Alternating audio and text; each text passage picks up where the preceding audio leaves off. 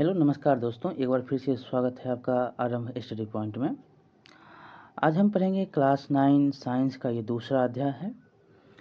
क्या हमारे आसपास के पदार्थ शुद्ध हैं? इस अध्याय का नाम है is matter around us pure. और इसमें आपको बहुत सारे जो इम्पोर्टेंट पॉइंट हैं, एक तरह से समझिए यहाँ से बहुत सारे क्वेश्चन पूछे जाते हैं। मिश्रण क्या है, यौगिक क्या है, विलयन क्या है, और रासायनिक परिवर्तन, ये सारे जो पॉइंट बनते हैं। और इस पॉइंट में आपको देखने को मिलेगा कि ऑब्जेक्टिव जो क्वेश्चन होता है यहाँ से बहुत सारे पूछे जाते हैं। बहुत ही इम्पोर्टेंट है, भौतिक परिवर्तन हो, रासायनिक परिवर्तन हो, यहाँ से बहुत बार बार जो है क्वेश्चन पूछे जाता है। तो चलिए हम इस अध्याय को शुरू करते हैं और समझते हुए आगे बढ़ेंगे। बहुत ही इम्पोर्टेंट ये चैप्टर आपका है। लिखा गया है कि हम कैसे जान सकते हैं कि बाज़ार से ख़रीदा हुआ दूध, घी, मक्खन, नमक, मसाला, मिनरल, जल या जूस शुद्ध है। हम कैसे जानेंगे ये सारे जो हैं शुद्ध हैं या अशुद्ध हैं। रसोई में उपयोग जो आप करते हैं, शुद्ध नमक है, शुद्ध घी है, शुद्ध दूध है इत्यादि जो लिखा रहता है, आप पोस्टर पर जो देखते होंगे लिखा हुआ रहता है ये शुद्ध नमक है, शुद्ध घी है, पतंजलि का हो, बहुत सारे प्रोडक्ट जो हर कंपनी अपना तैयार करती है, तो कैसे वो शुद्ध होता है, ये कैसे उसकी गणना की जाती है। देखिए, क्या आपने कभी इन खाने वाले पदार्थों के डिब्बों के ऊपर लिखे शुद्ध शब्द पर ध्यान दिया है? ये देखिए शुद्ध शब्द है। एक साधारण व्यक्ति के लिए शुद्ध का अर्थ होता है कि पदार्थ में कोई मिलावट ना हो। एक साधारण व्यक्ति क्या सोचता है? यही सोचता है कि उसमें कोई मिलावट नहीं हुआ है और यह क्या है, हमारे लिए लाभदायक है। अगर मिलावट रहता है तो कोई उसका सामान खरीदता है? तो नहीं खरीदता है। वैज्ञानिकों के लिए ये सभी वस्तुएं विभिन्न पदार्थों के मिश्रण हैं। और वैज्ञानिक क्या कहते हैं, ये जो भी शुद्ध हैं वो क्या है, सभी बहुत सारे पदार्थों के मिश्रण है, अतः यह शुद्ध नहीं है। किसके द्वारा कहा जा गया है? तो वैज्ञानिक बोल रहे हैं ये शुद्ध नहीं है। उदाहरण के लिए आप देखेंगे तो दूध, जल, वसा, प्रोटीन का आदि का मिश्रण। किसका? दूध किसका मिश्रण है? जल है, वसा है और प्रोटीन है। ये तीन चीज़ का जो ये मिश्रण है टोटल। इसमें आपको याद ये रखना है कि वैज्ञानिकों के द्वारा कोई भी वस्तु क्या है, अशुद्ध है। मिश्रण से बना हुआ वस्तु होता है, विभिन्न जो है पदार्थों के मिश्रण से बनता है।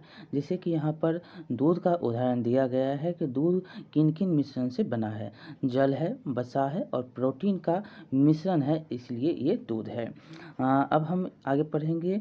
जब एक वैज्ञानिक किसी पदार्थ को शुद्ध कहता है तो इसका तात्पर्य है कि उस पदार्थ में मौजूद सभी कण समान रासायनिक प्रकृति के हैं। और जब कोई भी वैज्ञानिक उसको शुद्ध कर रहा है तो उसको देखता है कि सभी क्या हैं, सभी समान रूप से मौजूद उसमें हैं। तो हाँ, सभी समान रूप से मौजूद हैं तो उसको वैज्ञानिक क्या बोलते हैं, शुद्ध है। एक शुद्ध पदार्थ एक ही प्रकार के कणों से मिलकर बना होता है। और जब एक शुद्ध पदार्थ होंगे वो क्या होंगे, एक ही कण से बने होंगे। जब हम अपने चारों ओर देखते हैं तो पाते हैं कि सभी पदार्थ दो या दो से अधिक शुद्ध अवयवों के मिलने से बने हैं। क्या होता है, जब हम देखते हैं कि कोई भी शुद्ध पदार्थ है तो दो या दो से अधिक अवयव मिलकर ये बना हुआ है। तो उदाहरण के लिए यहाँ पर हम देखेंगे समुद्र का जल, जो है समुद्र का जल, खनिज, मिट्टी आदि सभी मिश्रण है। उदाहरण के लिए क्या है, समुद्र का जल हो गया, खनिज हो गया, मिट्टी हो गई, सभी के सभी क्या है, मिश्रण ही है। आखिरकार मिश्रण होता क्या है, मिश्रण किसको कहते हैं? तो देखिए मिश्रण क्या है। तो मिश्रण हम कहते हैं, मिश्रण एक है या एक से अधिक शुद्ध तत्वों या यौगिकों से मिलकर बना होता है। याद ऐसे आप रख सकते हैं, 1+1 या उससे भी ज़्यादा शुद्ध तत्व उसमें मिला होगा तभी वो क्या कहलाएगा, शुद्ध तत्व हो या यौगिक हो, मिलकर बनता है, उसको हम क्या बोलते हैं, मिश्रण बोलते हैं। उसको हम मिश्रण बोलते हैं। मिश्रण कैसे बनता है, तो एक या एक से अधिक शुद्ध तत्वों या यौगिकों का जो से मिलकर बनता है उसको हम मिश्रण कहते हैं। हम जानते हैं कि जल में घुले हुए सोडियम क्लोराइड को वाष्पीकरण या आसवन विधि द्वारा जल से पृथक किया जा सकता है। जल को कैसे हम पृथक कर सकते हैं? तो सोडियम क्लोराइड को वाष्पीकरण जल में घुले हुए जो रहते हैं सोडियम क्लोराइड को किससे? तो वाष्पीकरण द्वारा या आसवन विधि द्वारा जल से हम इसको पृथक कर देते हैं। किसको? तो सोडियम क्लोराइड को। क्वेश्चन पूछा गया है। और यद्यपि सोडियम क्लोराइड अपने आप में एक शुद्ध पदार्थ है, और क्या है? सोडियम क्लोराइड क्या है? एक शुद्ध पदार्थ है, और इसे भौतिक विधि के द्वारा इसके रासायनिक अवयवों को पृथक नहीं किया जा सकता है, और इसको आप भौतिक विधि द्वारा आप रासायनिक अवयव को इसके पृथक नहीं कर सकते हैं। इसी प्रकार चीनी एक पदार्थ है। आप जानते हैं चीनी क्या है? एक पदार्थ है, क्योंकि यह एक ही प्रकार का शुद्ध अवयव रखता है। चीनी क्या है? एक पदार्थ है और एक ही प्रकार का शुद्ध अवयव इसके पास है, और इसका यौगिक समान रहता है, और इसका यौगिक भी जो है वो क्या रहता है? समान रहता है। पेय पदार्थ और मिट्टी में एक समान कण नहीं होता है। पेय पदार्थ और मिट्टी में क्या है? एक समान कण नहीं होता, बहुत सारे कण होते हैं। देखें, छोटा और बड़ा सारे मिलकर बने होते हैं, मिट्टी हो या पेय पदार्थ हो। शुद्ध पदार्थ किसी भी स्रोत से प्राप्त हो इसके अभिलाषणीय गुण एक समान होंगे। शुद्ध पदार्थ जो हो किसी भी स्रोत से प्राप्त होगा उसके लिए अभिलाषणीय गुण क्या होगा? एक समान होगा। इस प्रकार हम कह सकते हैं कि मिश्रण में एक से अधिक शुद्ध पदार्थ होते हैं। मिश्रण में क्या होता है? एक से अधिक शुद्ध पदार्थ होता है। ये आप मिश्रण के बारे में पढ़ लिए। दो या दो से अधिक तत्वों यौगिकों को मिश्रण को हम क्या बोलते हैं? मिलकर जो बनता है उसको क्या बोलते हैं? मिश्रण बोलते हैं। अब हम पढ़ेंगे मिश्रण के प्रकार को। अवयवों की प्रकृति के अनुसार विभिन्न प्रकार के मिश्रण का निर्माण होता है। इस तरह मिश्रण के कई प्रकार होते हैं। क्या होते हैं? अवयवों की प्रकृति के अनुसार जो है विभिन्न प्रकार के मिश्रण का निर्माण होता है। जैसा प्रकृति अवयवों का होगा उसी प्रकार का वो मिश्रण होगा, और इसी का कारण जो है ये बहुत ही प्रकार के होते हैं, कई प्रकार के होते हैं। क्रियाकलाप में हम पढ़ेंगे। देखिए, क्रियाकलाप में दिया गया है कि कक्षा अ, ब, श और द समूह में बांटेंगे, और एक बीकर में 50 ml जल और 1 चम्मच कॉपर सल्फेट चूर्ण हो, और जो है इस समूह को देंगे, आ समूह को। और समूह ब को एक बीकर में 50 ml जल और तथा 2 चम्मच कॉपर, उसको 1 चम्मच दे रहे हैं, इसको 2 चम्मच देंगे। और कॉपर सल्फेट और पोटेशियम पर मैंगनेट या साधारण नमक सोडियम क्लोराइड जिसको बोलते हैं, ये को पूछता भी है, सोडियम क्लोराइड बोल देगा, साधारण नमक बराबर जो ऑप्शन दे देगा, और उसमें बताएगा, आपको बताना है कि उसका रासायनिक नाम क्या है। तो क्या है? Sodium chloride. समूह स और द को दे। दोनों को अवयवों के पृथक मात्रा, यहाँ पर पृथक मात्रा देंगे, और अब पृथक पृथक समूह के उन अवयवों को मिलाकर मिश्रण तैयार करें। उनके रंग और बनावट के आधार पर एक रिपोर्ट तैयार करें। समूह अ और ब को एक मिश्रण प्राप्त होता है जिसकी बनावट क्या होती है? समान होती है। इस तरह के मिश्रण को हम समांगी मिश्रण अथवा विलयन कहते हैं। जब एक समान जो है मिश्रण करेंगे, जब एक समान आपको बनावट मिलती है तो क्या होती है? वो जो है इस तरह का अगर मिश्रण हमको मिल रहा है तो उसको हम क्या बोलते हैं? उसको हम समांगी मिश्रण या विलयन कहते हैं। समांगी मिश्रण आप समझ गए होंगे कि एक मिश्रण प्राप्त होता है। क्या होता है? एक मिश्रण प्राप्त हो और जिसकी बनावट क्या होती है? एक समान होती है, और एक मिश्रण भी प्राप्त हो रहा है, एक बनावट भी समान है। इस तरह के मिश्रण को हम क्या बोलते हैं? समांगी मिश्रण या विलयन बोलते हैं। इसको समांगी मिश्रण या विलयन बोला जाता है। इस तरह के मिश्रणों के कुछ अन्य उदाहरण भी हैं। जल में नमक और जल में चीनी घोल दीजिए, क्या होता है? एक ही समान आपको प्राप्त होता है। दोनों का रंग क्या होता है? एक ही होता है। तो ये दोनों को देखेंगे तो आपको उसमें तुलना करने को नहीं मिलता है। दोनों समूह में प्राप्त घोल के रंग की तुलना करें। यद्यपि दोनों समूहों के पास कॉपर सल्फेट का घोल है, लेकिन उन दोनों घोल के रंगों की तीव्रता पृथक है। यहाँ पर देखेंगे तो कॉपर सल्फेट के घोल में पृथक मतलब अलग अलग है, मतलब अलग अलग उसकी तीव्रता है। तो यह दिखता है कि समांगी मिश्रण पृथक पृथक संघटक संगठन रख सकते हैं। और समांगी मिश्रण क्या करेगा, अलग अलग संगठन रख सकता है। कौन, तो समांगी मिश्रण। और समूह स और दो में हम देखेंगे तो यहाँ पर आपने इसके बारे में पढ़ लिया, समांगी मिश्रण के बारे में, पृथक पृथक अलग संगठन रख सकता है। अगर दोनों एक समान मिश्रण प्राप्त होता है तो बनावट एक समान होता है तो समांगी मिश्रण कहलाता है या विलयन कहलाता है। ये आप देख लीजिए, जैसे नमक हो गया, चीनी हो गया, जल हो गया, जल और नमक, जल और चीनी। अब हम दूसरा पढ़ेंगे जो स और द ने जो मिश्रण प्राप्त किया है उनके अंश भौतिक दृष्टि से पृथक हैं। क्या है, उसके अंश क्या है, अंश जो है, अंश और हर के बारे में आप जानते होंगे, अंश ऊपर नीचे हर।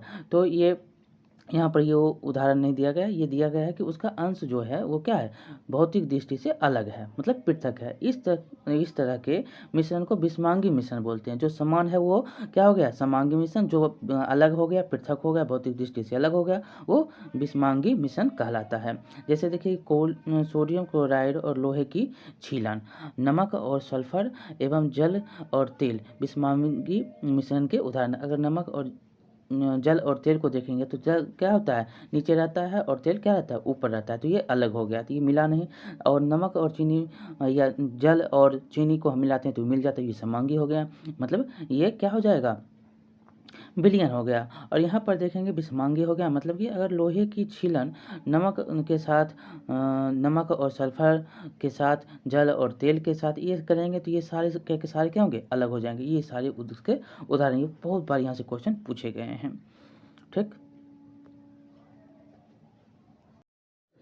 देखिए अगला क्रियाकलाप है 2.2।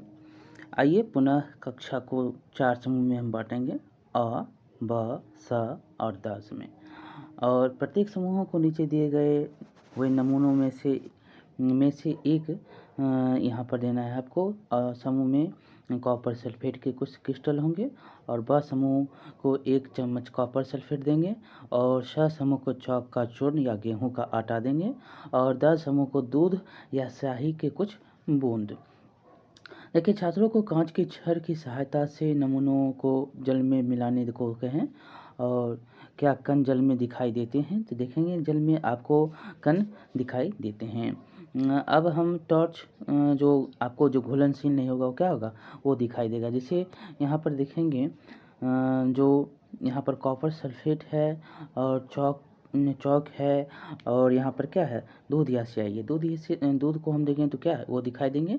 तो आपको वो दूध पानी में दिखाई देते हैं। दूध या स्याही के कुछ बूंद यहाँ पर आपको देने के लिए कहता है, उसमें दिखाई देता है। और दूसरा है, अब टॉर्च से प्रकाश की किरण को बीकर पर डालें और इसको सामने से देखें। क्या प्रकाश की किरण का मार्ग दिखाई देता है, तो आप बीकर में भी मार्ग देते हुए दिखते हैं। अब मिश्रण को कुछ समय तक शांत छोड़ दें। इस बीच मिश्रण छानने वाले उपकरण को तैयार कर लें। क्या मिश्रण स्थिर है, या कुछ समय के बाद कण नीचे बैठना शुरू कर देता है। अब अगर स्थिर जैसे ही कुछ समय रहेगा तो वो क्या होता है, नीचे बैठना शुरू कर देता है। मिश्रण को छान लें। क्या छानक पत्र पर कुछ शेष बचा है। कक्षा में पैमानों पर चर्चा कर इस क्रिया पर एक मत बनाने का प्रयत्न करें। और वह विलयन एक पाते हैं, और स एक निलंबन पाते हैं, और द का कोलाइड विलयन पाता है। तो यहाँ पर देखिए निस्यंदन जिसको बोलते हैं छानने की प्रक्रिया को, किसको बोलते हैं, निस्यंदन या छानने की प्रक्रिया। देखिए छानक पत्र है जिसको बोलते हैं, और ये मुड़ा हुआ छानक पत्र है, और ये छानक पत्र का शंकु है। और जो यहाँ पर देख सकते हैं ये क्या है, छना हुआ द्रव है जो छान के रखे हैं। ये क्या है, परख नली है। ये क्या है, ये परख नली है, ये कीप है। और जो आप पत्र जो है छानक पत्र के साथ संलग्न कीप के में निथरा हुआ द्रव जो यहाँ पर देख सकते हैं, जो नीचे आ रहा है कांच की छड़ से, वो है। तो इस प्रकार हमने देखा कि जो विलयन होते हैं वो किस प्रकार से अपना काम कर रहे हैं, जो किस प्रकार वो जो है एक दूसरे से अलग हो रहा है या जो है मिल रहा है, ये हमने देखा। अब हम विलयन, निलंबनों और कोलाइड विलयनों के बारे में पढ़ेंगे। यहाँ पर देखिए क्वेश्चन कुछ दिया गया है कि जो पदार्थ से आप क्या समझते हैं। पदार्थ के बारे में आपको पहले भी बताया गया है कि पदार्थ क्या है। हमारे आसपास में जो भी वस्तुएं आपको दिखाई दे रही हैं वो सारे क्या हैं, पदार्थ हैं। और ये किससे बनते हैं, छोटे छोटे कणों से से मिलकर बने होते हैं। देखिए पदार्थ वो होते हैं जो एक ही प्रकार के कणों से मिलकर बने होते हैं। क्या होते हैं? एक ही प्रकार के कण से, छोटे-छोटे एक ही प्रकार के कण से बने होते हैं और तथा उस पदार्थ में मौजूद जो सभी कण हैं समान रासायनिक प्रकृति के होते हैं। उनका जो कण हो, जो भी कण है वो क्या होगा? एक ही रासायनिक प्रकृति के होंगे। जैसे आप बोल सकते हैं कि सोना हो गया, चांदी हो गया, ये सब क्या है? एक ही रासायनिक प्रकृति के हैं। सब क्या है? छोटे-छोटे कणों से मिलकर बने होते हैं। इसी को हम पदार्थ कहते हैं। दूसरा क्या है? समांगी और विषमांगी विषम में अंतर क्या है? तो आपको ये बहुत ही बार क्वेश्चन पूछा जाता है कि समांगी विषम क्या है और विषमांगी विषम क्या है? जो समान मतलब एक समान संगठन का होता है। आपको ऊपर पढ़ाया भी गया है, जो एक समान का होता है वो क्या है? समांगी है। और जो एक समान का नहीं होता है, संगठन नहीं उसका होता है, वो क्या है? विषमांगी है। और समांगी में आपको एक और उदाहरण दिया गया है कि इसके बीच जो है पृथक्करण सीमाएं नहीं होती है। क्या होती है? पृथक्करण की सीमाएं नहीं होती। जैसे जल में चीनी मिला देंगे तो क्या होगा? पृथक नहीं होगा, एक समान मिल गया है। और यहाँ पर जल और नमक में मिला देंगे क्या होगा? एक समान मिलेगा। अल्कोहल में जल मिला देंगे तो क्या होगा? एक समान मिल गया। और कार्बन सल्फाइड में सल्फर मिला देंगे तो क्या होगा? एक समान हो जाएगा। उसी प्रकार अगर हम विषमांगी में जाएंगे तो उसमें आपको देखेंगे तो ये पृथक हो जाता है। क्या? पृथक्करण की सीमाएं होती है, अलग हो जाता है। जैसे कि तेल में जल, चीनी तथा नमक, और बालू की रेत में देखेंगे, बालू की रेत तथा नमक, ये सब क्या है? ये अलग हो रहे हैं। तो ये जो अलग हो रहे हैं वो क्या हो जाएंगे? विषमांगी हो जाएंगे। इसका संगठन नहीं होता, ये जो है क्या हो जाएंगे? विषमांगी हो जाएंगे। जो संगठन हो रहा है, जिसका संगठन हो रहा है, जो पृथक नहीं हो रहे हैं वो क्या हो जाएंगे? समांगी होंगे। आपने इस जो पॉइंट को, जो भी समांगी विषमांगी के बारे में आपको बताया गया, जो यहाँ से पूछे जाते क्वेश्चन है समांगी विषमांगी के बारे में पूछे जाते हैं, उदाहरण पूछ लिए जाते हैं, ये क्या है, ये आपको क्लियर हो गया होगा। अब हम आगे पढ़ेंगे विलयन क्या है। विलयन के बारे में पढ़ेंगे, कोलॉइड विलयन के बारे में पढ़ेंगे, निलंबनों के बारे में पढ़ेंगे। बहुत ही इंपॉर्टेंट ये पॉइंट है। यहाँ से भी सारे क्वेश्चन जो हैं पूछे जाते हैं, जो पूछे जाने की संभावनाएं होती हैं, लगभग यहाँ से क्वेश्चन पूछे जाते हैं। तो चलिए शुरू करते हैं। लिखा गया है विलयन क्या है। देखिए विलयन किसको कहते हैं? तो विलयन दो या दो से अधिक पदार्थों का समांगी मिश्रण है जो मिलकर बनता है।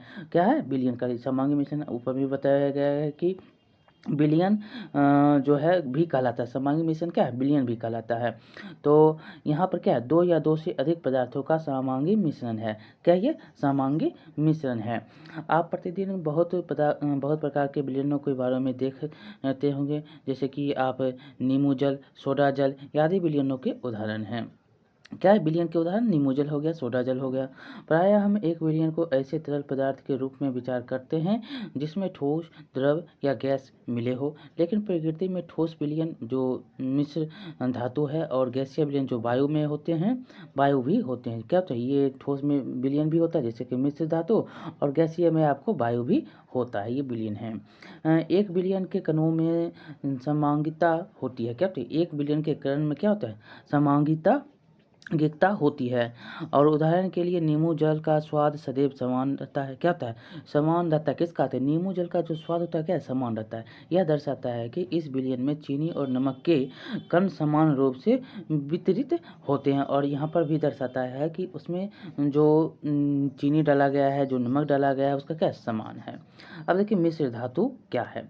मिश्र धातु क्या है? तो ये धातुओं के समांगी मिश्रण होते हैं। मिश्र धातु क्या होता है? एक धातु का समांगी मिश्रण होता है, समान मिलते हुए आपको जो मिला है वो उसको हम मिश्र धातु कहते हैं, जिन्हें भौतिक क्रिया द्वारा अवयवों में पृथक नहीं किया जा सकता। और इसको भौतिक क्रिया द्वारा आप अवयव में पृथक नहीं कर सकते हैं। जैसे कि आप किसको पृथक कर रहे थे? विषमांगी को। यहाँ पर इसको पृथक नहीं कर सकते, सभी मिल गए हैं। लेकिन फिर भी मिश्र धातुओं को मिश्रण माना जाता है। और मिश्र धातु को क्या मानते हैं? मिश्रण कहते हैं, क्योंकि ये अपने घटकों के गुणों को दर्शाता है और पृथक संगठन रखते हैं। और यह इसको हम क्या बोलते हैं? इसको हम मिश्रण भी बोलते हैं। और यह जो है गुण किस गुण को दर्शाता है? तो ये अलग अलग गुणों को दर्शाता है। पृथक संगठन इसमें होते हैं। उदाहरण के लिए आप यहाँ पर देख सकते हैं कि पीतल हो गया, जिंक हो गया 30% और कॉपर सल्फेट हो गया, कॉपर जो हो गया वो 70% का मिश्रण है। पीतल किसका मिश्रण है? तो जिंक और कॉपर का। 30% किसका? तो 30% जिंक का। कॉपर कितना? तो 70%। ये दोनों मिश्रण अगर होगा तो क्या बनेगा? पीतल बनेगा। तो यहाँ से क्वेश्चन पूछे जाते हैं पीतल किसके मिश्रण है? जिंक और कॉपर के। किसके हैं? तो जिंक और कॉपर के। बहुत ही इंपॉर्टेंट है, यहाँ से क्वेश्चन पूछे जाते हैं। समांगी मिश्रण का ये जो है ये धातु जो है समांगी मिश्रण होते हैं और भौतिक क्रियाओं के द्वारा पृथक इसको नहीं किया जा सकता, लेकिन फिर भी जो है मिश्र धातुओं का ही को ही मिश्रण कहते हैं। मिश्र धातु को क्या बोलते हैं? मिश्रण का माना जाता है। और इसमें जो है मुख्य रूप से संगठन पृथक पृथक संगठन होते हैं। उदाहरण के लिए आप देखेंगे तो पीतल का निर्माण कैसे होता है, तो 30% आप जिंक दे दीजिए और 70% आप कॉपर दे दीजिए। इस दोनों को मिश्रण करके आप पीतल का निर्माण कर लेते हैं।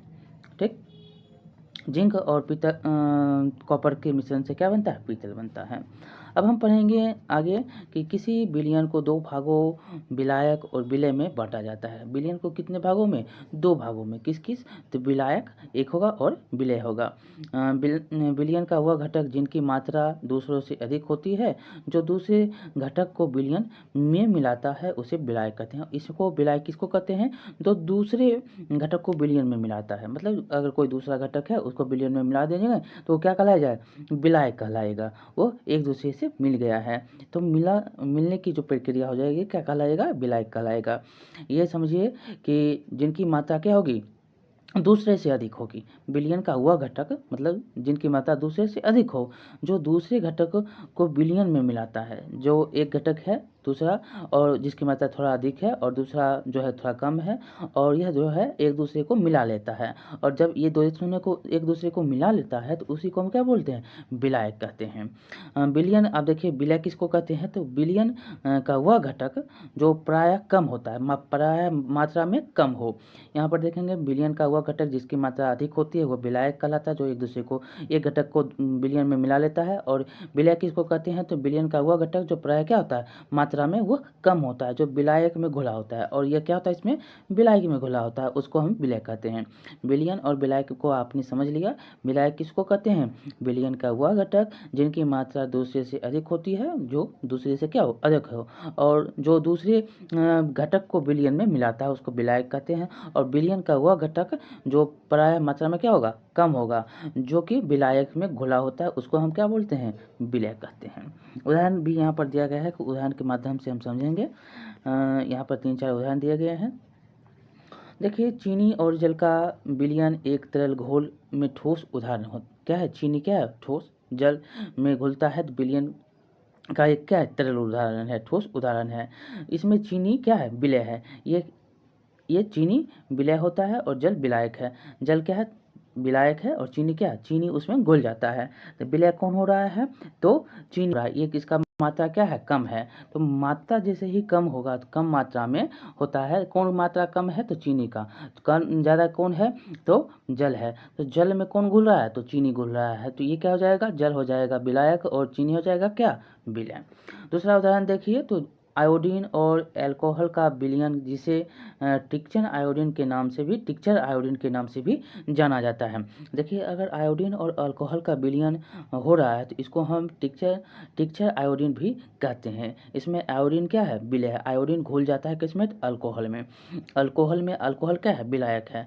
और विलय कौन है? तो आयोडीन है। आयोडीन किस में घुला है? अल्कोहल में। और इसको क्या भी बोला जाता है? तो टिक्चर आयोडीन भी कहा जाता है, नाम से भी जाना जाता है। अब हम तीसरा उदाहरण देखेंगे, बात युक्त पेय, जैसे सोडा जल हो गया, कोक हो गया इत्यादि। तरल विलयन में गैस के रूप में होता है। क्या किस में के रूप में होता है? तो गैस के रूप में होता है। कौन? तो सोडा हो गया, पेय हो गया, बात युक्त पेय हो गया। इनमें कार्बन डाइऑक्साइड जैसे गैस क्या है? विलय है। कार्बन डाइऑक्साइड गैस किस में रहता है? तो सोडा में रहता है। ये किस में विलय हो गया है? तो जल जो है जल में विलय हो गया। जल क्या है? इसका विलायक है। कार्बन डाइऑक्साइड किसका जो है किस में विलय हो रहा है? तो जल में हो रहा है। जल क्या है? तो विलायक है। विलय कौन हो रहा है? तो ये हो रहा है कार्बन डाइऑक्साइड। ये क्वेश्चन जो है बहुत बार यहाँ से क्वेश्चन पूछे जाते हैं। अब देखिए चौथा उदाहरण आपको दिया गया है कि वायु गैस में गैस का विलयन है। वायु गैस में क्या है? गैस का विलयन है। वायु गैस में गैस का विलयन है। गैस का कौन विलयन है? बायोगैस। यह मुख्यतः दो घटकों ऑक्सीजन कितना प्रतिशत? तो 21। नाइट्रोजन कितना? तो 78 का समांगी मिश्रण है। कौन है? तो बायोगैस। किसका मिश्रण है? समांगी मिश्रण है तो ऑक्सीजन और नाइट्रोजन का। ऑक्सीजन कितना प्रतिशत? तो वायु में 21% और नाइट्रोजन कितना? तो 78। ये गैस का विलयन है। नाइट्रोजन को यहाँ से बहुत बार नाइट्रोजन के बारे में, ऑक्सीजन के बारे में पूछा जाता है। वायु में कितना प्रतिशत है? तो 21% किसका मात्रा है? तो ऑक्सीजन का। और 78% किसका है मात्रा? तो नाइट्रोजन का। देखिए नाइट्रोजन को वायु का विलायक कहा जाता है और यहाँ पर क्या है, वायु का विलायक कौन है, तो नाइट्रोजन है। और वायु में दूसरी गैस बहुत कम मात्रा में उपलब्ध होती है। विलायक जो है कौन है, तो नाइट्रोजन है वायु में। क्यों? क्योंकि इसकी मात्रा अधिक है और जिसकी मात्रा थोड़ी कम होगा वो क्या हो जाएगा, विलय हो जाएगा।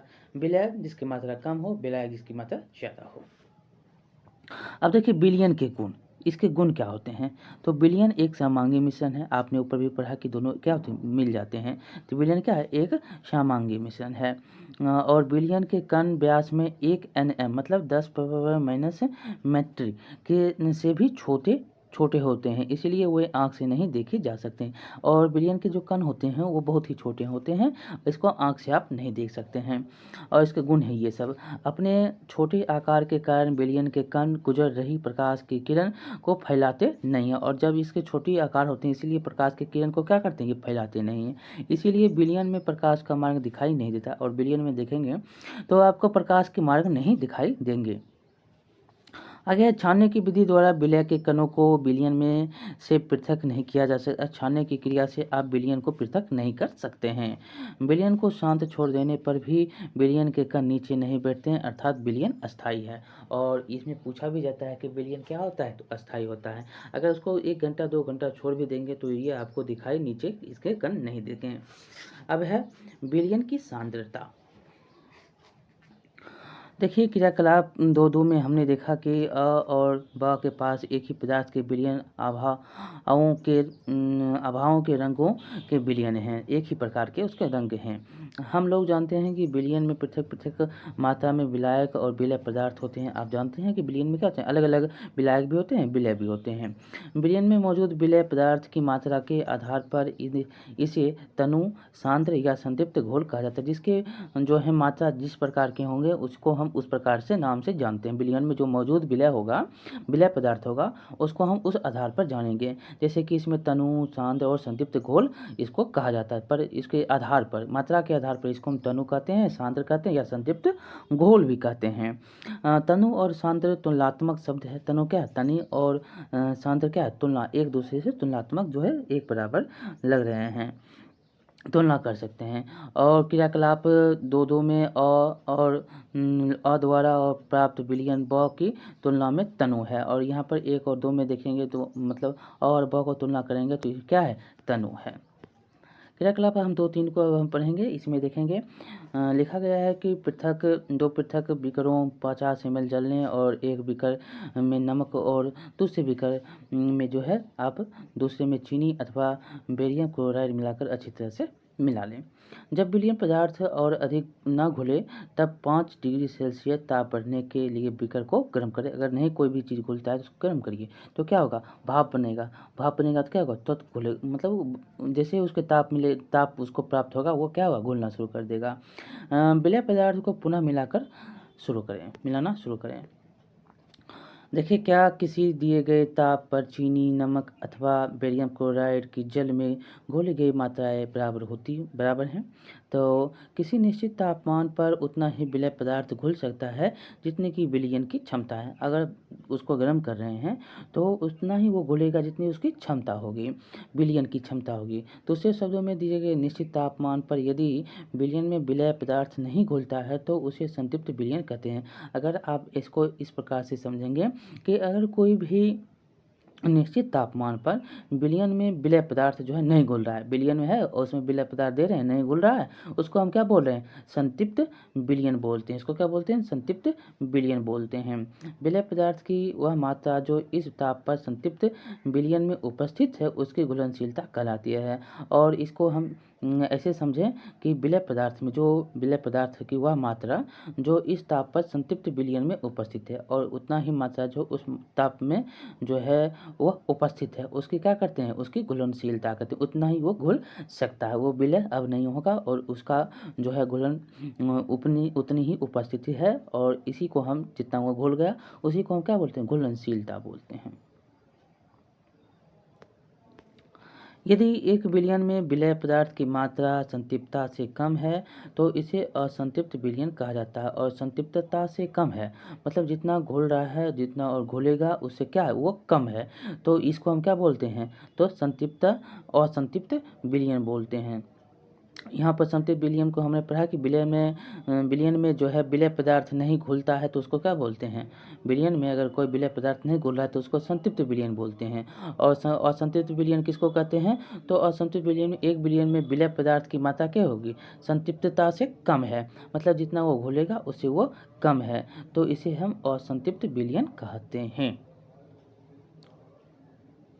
यदि विलयन में विलय पदार्थ की सांद्रता संतृप्त स्तर से कम हो तो उसे असंतृप्त विलयन कहते हैं। इसको हमने फिर ऊपर पढ़ा, यहाँ पर भी है कि अगर जो है यदि विलयन में विलय पदार्थ की सांद्रता क्या होगी, संतृप्त स्तर से कम होगी, उसकी सांद्रता जो होगी वो संतृप्त विलयन से क्या होगा, थोड़ा कम होगा, तो उसे हम असंतृप्त विलयन कहते हैं।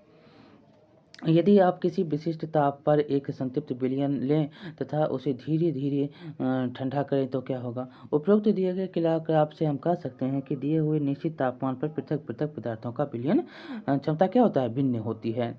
विलायक की मात्रा जो द्रव्यमान अथवा आयतन में घुले हुए विलय पदार्थ की मात्रा को विलयन की सांद्रता कहते हैं। यहाँ पर सांद्रता, विलयन की सांद्रता किसको कहते हैं, तो जो विलायक पदार्थ, विलायक की मात्रा जो द्रव्यमान या आयतन के में घुले हुए विलय पदार्थ की मात्रा को, जो विलायक की जो मात्रा है और उसमें जो है विलय पदार्थ जो घुल गया है उसी की जो मात्रा है उसी को हम क्या बोलते हैं, विलयन की सांद्रता कहते हैं। जो विलय पदार्थ विलयन की मात्रा में घुल गया है उसी को हम क्या बोलते हैं, उसको हम विलयन की सांद्रता कहते हैं। और देखिए विलयन की सांद्रता को दर्शाने की बहुत सी विधियां हैं, लेकिन हम यहाँ सिर्फ 3 विधियों का जो है यहाँ पर चर्चा किया गया है। पहला विधि क्या है, तो सूत्र याद रखेंगे, द्रव्यमान या वाय विलयन के द्रव्यमान प्रतिशत, द्रव्यमान व विलयन के द्रव्यमान प्रतिशत क्या होता है, बराबर, तो विलय के पदार्थ की द्रव्यमान बाय विलयन का द्रव्यमान, जो विलय पदार्थ होगा उसका द्रव्यमान, जो विलयन का द्रव्यमान है वो, गुने 100, ऐसे हम निकालेंगे द्रव्यमान का जो प्रतिशत, विलयन का द्रव्यमान या विलयन के द्रव्यमान प्रतिशत को। और दूसरा में हम देखेंगे तो द्रव्यमान विलयन या विलयन के आयतन प्रतिशत, ये द्रव्यमान प्रतिशत है, अब आयतन प्रतिशत, तो आयतन प्रतिशत में आपने यहाँ पर देखे द्रव्यमान को, इसको आयतन कर दीजिए, तो विलय पदार्थ का द्रव्यमान और विलयन का आयतन गुने 100। अब हम तीसरा देखेंगे तो विलयन के आयतन या आयतन प्रतिशत को निकालेंगे, तो ऊपर में आप विलय का आयतन और नीचे विलयन का आयतन जो है 100, जो यहाँ पर आपको बताना है विलयन का आयतन या विलयन का प्रतिशत निकालना है, तो विलय का आयतन बाय विलयन का आयतन बाय 100। यहाँ पर देखिए उदाहरण भी दिया गया है कि उदाहरण से आपको बताना है कि 1 बिलियन के 320 ग्राम विलायक जल में 40 ग्राम साधारण नमक विलय है। 1 बिलियन कितना विलायक कितना है, 320 ग्राम है, और जल में कितना साधारण नमक है, तो 40 ग्राम जो साधारण नमक है वो विलय है। तो विलयन की सांद्रता का परिकलन करने के लिए विलयन की सांद्रता हमको निकालना है। सांद्रता निकालने के लिए क्या करना है, तो विलय का जो पदार्थ है, जो नमक है जो वहाँ पर घुलेगा उसका मात्रा कितना है, 40 ग्राम, द्रव्यमान कितना है, 40 ग्राम, और विलय का कितना है, तो 320 ग्राम। तो इसका सूत्र क्या था, तो विलयन का द्रव्यमान बराबर क्या होता है, विलय पदार्थ का द्रव्यमान प्लस विलायक का द्रव्यमान, जो विलय पदार्थ होगा और जो विलायक है, तो दोनों को हम ऐड करेंगे, तो ये दोनों को हम ऐड करेंगे, 320 प्लस 40 तो कितना हो जाएगा, 360 हो गया ये। अब हम क्या करेंगे, तो विलयन का द्रव्यमान प्रतिशत निकालेंगे, तो विलयन का द्रव्यमान प्रतिशत अगर हम निकालेंगे इसी में, तो विलयन के पदार्थ का द्रव्यमान कितना था, 40, ये क्या है 40, और विलय का द्रव्यमान कितना था, विलयन का द्रव्यमान कितना था, तो 360। यहाँ पर देखिए 360 हम निकाले थे विलयन का द्रव्यमान कितना निकाले थे, 360 गुने 100। तब हम जब जोड़ घटा करेंगे तो 360 300 9 चौक 36, ऐसे करके इसको हम 9 चौक 36 और इसके गुना करेंगे तो 11 पॉइंट कितना आएगा, 11.1% टोटल यहाँ पर इसका आंसर आ जाएगा। अब हम आगे पढ़ेंगे निलंबन क्या है। देखिए, समूह सा के द्वारा पाया गया विषमांगी घोल जो ठोस द्रव में परिक्षेपित हो जाता है निलंबन कहलाता है। जो ठोस द्रव में परिक्षेपित हो गया, जो उसको हम क्या बोलते हैं, निलंबन बोलते हैं। जो विषमांगी घोल जो है, घोल जो ठोस द्रव में परिक्षेपित हो जाता है, उसको हम क्या बोलते हैं, निलंबन बोलते हैं। निलंबन क्या है, तो निलंबन एक विषमांगी मिश्रण है। ये क्या होता है, अलग अलग होता है, ये मिलता नहीं है। जिसमें विलय पदार्थ कण घुलते नहीं है। क्या होते हैं, विलय पदार्थ के कण, जैसे नमक और पानी घुल गया, ये घुलता नहीं है, बल्कि माध्यम की समिष्ट से निलंबित रहते हैं। ये निलंबित कण आँखों से देखे जा सकते हैं, और इसको आप आँखों से भी देख सकते हैं निलंबन को। देखिए, निलंबन का गुणधर्म क्या है, तो यह एक विषमांगी मिश्रण है। ये आँखों से आप इसको देख सकते हैं, इसके कण को। ये निलंबित कण प्रकाश की किरण को फैला देती है, जिसके कारण जो है उसका मार्ग दृष्टिगोचर हो जाता है। जब इसे शांत छोड़ देते हैं, तब ये कण नीचे की ओर बैठ जाता है। लेकिन आपने ऊपर पढ़ा था, जो समांगी होता है वो नीचे की ओर नहीं बैठता है। जो ऊपर जो आपने पढ़ा इसके बारे में, विलयन के बारे में, विलयन की सांद्रता के बारे में, विलयन के बारे में हमने पढ़ा, तो ये क्या था, नीचे नहीं बैठ रहा था। लेकिन यहाँ पर देख रहे हैं निलंबन के बारे में, तो क्या होता है, ये बैठ रहा है। ठीक, अर्थात निलंबन अस्थायी होता है। छानन विधि द्वारा इन कणों को मिश्रण से पृथक किया जा सकता है।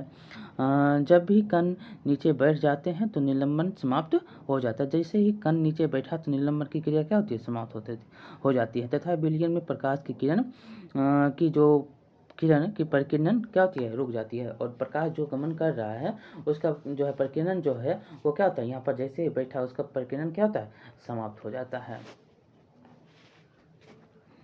अब हम पढ़ेंगे कोलाइड विलयन क्या है। देखिए, समूह द में दिया गया है कि द्वारा मिश्रण को कोलाइड या कोलाइड विलयन कहा जाता है। जो प्राप्त मिश्रण होता है उसको कोलाइड या कोलाइड विलयन कहा जाता है। कोलाइड के कण जो होते हैं क्या होते हैं, विलयन के समान रूप में फैले होते हैं। जो विलयन के समान रूप हैं उसी के रूप में ये कोलाइड भी फैले होते हैं। निलंबन की अपेक्षा कणों का आकार छोटा होने के कारण यह मिश्रण समांगी मिश्रण प्रतीत होता है। और ये क्या है, समांगी, ये जो है छोटा होता है, ये मिल जाता है, तो इसीलिए इसको कोलाइड विलयन को क्या बोलते हैं, समांगी मिश्रण भी बोलते हैं। लेकिन वास्तविकता से विलयन समांगी मिश्रण है, और यह वास्तविक रूप से क्या है, इसको बोलते हैं समांगी, लेकिन वास्तविक रूप से क्या है, तो ये विषमांगी है। जैसे कि दूध, ये क्या होता है, घुलता नहीं है। आप देखेंगे जिसमें जाएगा उसका वो आकार उसी में ले लेगा, अपना जो है आकार वो दिखा देगा। उसका जो है रंग उसी रूप में हो जाता है। पानी भी मिलाइए तो दूध का देखिएगा तो उसमें दूध आपको दिखाई देता है। टोटल पूरा नहीं मिल रहा है। आगे हम पढ़ेंगे, कोलाइड कणों के छोटे आकार के कारण हम इसे आँख से नहीं देख पाते, लेकिन ये कण प्रकाश के किरण को आसानी से फैला देता है। और ये कण जो है प्रकाश की किरण को क्या करता है, आसानी से इधर उधर कर देता है। ये देख सकते हैं, टॉर्च है, और जब हम दूध पे भर रहे हैं पानी टॉर्च, तो इसका प्रकाश क्या है, फैल रहा है। इसका प्रकाश क्या हो रहा है, फैल रहा है। प्रकाश की किरण का फैलना, टिंडल प्रभाव, ये बहुत ही क्वेश्चन पूछा गया है कि प्रकाश की किरण जो है किस प्रभाव से फैलती है, तो टिंडल प्रभाव से ये फैलती है। टिंडल प्रभाव भी इसको कहा जाता है। प्रकाश की किरण का फैलना टिंडल प्रभाव कहा जाता है। ये बहुत बार क्वेश्चन पूछा गया है, प्रकाश की किरण किसके कारण फैलता है, तो टिंडल प्रभाव के कारण। टिंडल नामक वैज्ञानिक ने इसकी खोज की थी, और इसकी खोज किसने की थी, तो टिंडल ने ही की थी।